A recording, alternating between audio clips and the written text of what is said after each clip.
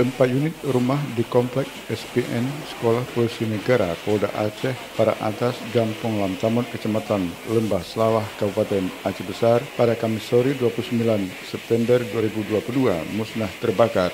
Musibah kebakaran itu selain menghanguskan 4 unit rumah milik Erlina ASN, AKP Firdaus Marwati ASN dan Kompol Saipudin, satu mobil pickup jenis Kijang dan satu unit kenderaan bermotor dinas roda 2 juga terbakar. Kepala Pelaksana BPBD Aceh Besar Ridwan Jamil SOS MSI membenarkan tentang ada kejadian tersebut dan 4 kepala keluarga yang terdampak dari rumahnya habis terbakar sudah mengungsi ke rumah dinas tetangga, namun tak ada korban jiwa dalam peristiwa itu. Disebutkan peristiwa tersebut diketahui pihaknya setelah petugas Damkar BPBD Aceh Besar Pos Sare menerima informasi tentang adanya kejadian kebakaran barak atas di Komplek SPN Sare tersebut. Menurut Ridwan Jamil, kejadian pada sore hari itu di saat kondisi cuaca yang sedang diterpa angin kencang sehingga api begitu cepat dan dengan mudah menjalar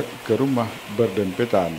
Menurut keterangan petugas di lokasi kejadian, kata Ridwan Jamil, setiba petugas di lokasi, api terlihat sudah membakar 3 unit rumah dan mulai menjalar ke rumah yang keempat. Cepatnya api menjalar juga membuat pemilik rumah tak sempat menyelamatkan harta benda mereka, bahkan ada kenderaan roda 4 dan roda 2 yang juga ikut terbakar. Petugas pemadam kebakaran BPBD Aceh Besar dalam menyikapi kejadian itu mengerahkan 4 unit armada pemadam kebakaran ke lokasi kejadian yang didatangkan dari Pos Sare, Pos Limum dan Pos Janto serta didukung 17 personel pemadam kebakaran.